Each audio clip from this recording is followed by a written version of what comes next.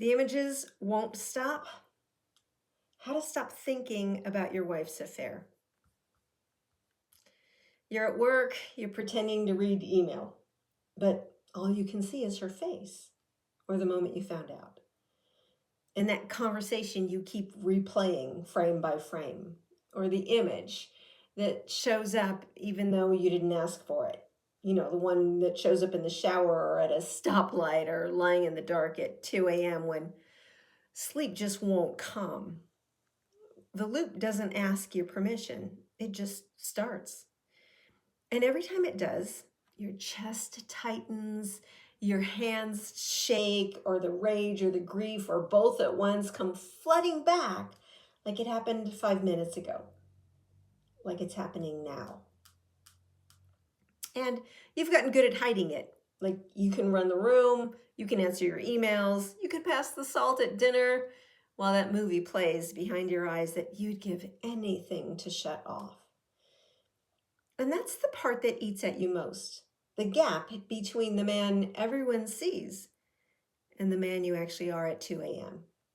On the outside, steady, the one people can count on.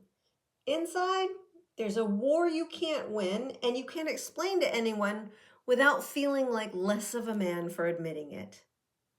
So you do what you do with every problem. You try to outthink it. You read the articles, you reason with it, you tell yourself to be logical, to move on, focus on something else. And everyone around you says the same thing. They say, just give it time. It'll fade. But it's not fading. And the fact that you, the man who thinks his way out of everything, can't think his way out of this, is starting to scare you. Because if discipline won't fix it, maybe something's wrong with you. So I'm going to stop you right there because what's happening is the opposite of what you're afraid of.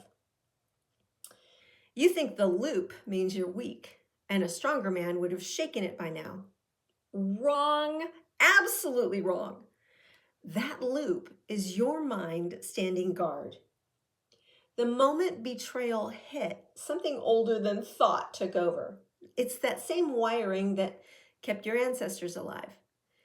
It registered this as a mortal threat, and it made a decision below the level of language. The decision? Never again. So it does the only thing it knows. It replays the danger, scanning, rehearsing, bracing. So next time, you'll see it coming. Okay, that's normal. That intrusive loop you're ashamed of isn't even you falling apart. It's your brain running a survival program, exactly as it's designed to. Sit with that. The thing you've been calling weakness is your own system trying to protect you. It's not broken. It's stuck in the on position, guarding a door that's already been kicked open, refusing to stand down. You'd never call a smoke alarm weak for going off. You'd just see that it's still screaming long after the fire's out and it's annoying. So this is not about shame or willpower. You just need a reset. And it's not a small shift. It's everything. Because a man who believes he's broken hides and waits and white knuckles and slowly decides this is just who he is now. But a man who understands he's running a program that got stuck, he does something about it. I've sat across from a lot of these men who lead teams and companies and families, certain in private that they were losing their minds. And that's when they say to me, Genie, I'm doing everything right. I forgave her, I stayed, I show up every day. So why does it still feel like I'm losing? Because performing recovery isn't the same as interrupting the program. Gritting your teeth, waiting for time to do the work doesn't work. Time just lets the loop rehearse itself deeper and deeper until it feels like the permanent shape of your mind. What you're missing isn't willpower. You have plenty. It's a skill no one ever taught you. So you aren't failing. You're fighting the right battle with the wrong weapon. You're trying to out-discipline a system that doesn't answer to discipline. So here's the truth, and you already have the evidence. You cannot think your way out of this.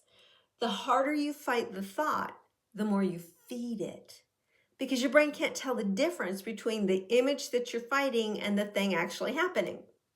So every replay, even to argue with it, floods your body like it's live.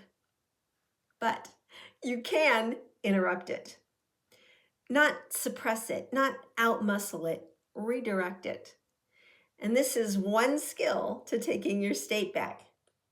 It's built on 3 levers you carry with you everywhere you go: your body, your focus, and your words.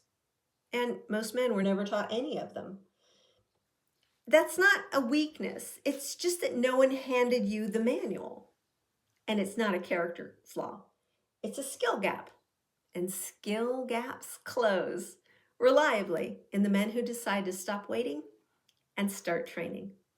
So start tonight. I'll give you step 1. The next time the loop fires, don't argue with it, because the second you engage the thought, you fed it. So try this instead. Change your body position. Think the thought, roll your shoulders back like you're at attention. Take one slow, deep breath all the way down. Then put your hands on your hips like you're Superman facing the enemy. Just change your body position and notice how you feel. You'll feel it immediately, because you're not running from the thought, you're facing it in strength. Now that is 1 rep. And even though you'll feel the difference immediately, every rep you do that to will train a new loop a little stronger than the old one. And the full reset, the whole sequence, and the daily practice that makes it stick, that's the real work. But that one move is yours, starting tonight. Because here's what I don't want for you. I don't want you to look up a year from now, still a prisoner of a loop you could have learned how to break. The pain isn't a life sentence, and it stays exactly as long as you let it. So don't. Pain doesn't get to drive. You do. That's the strongest move, so you can love fearlessly. Now, if you want to work with me directly, apply for a marriage reboot strategy session.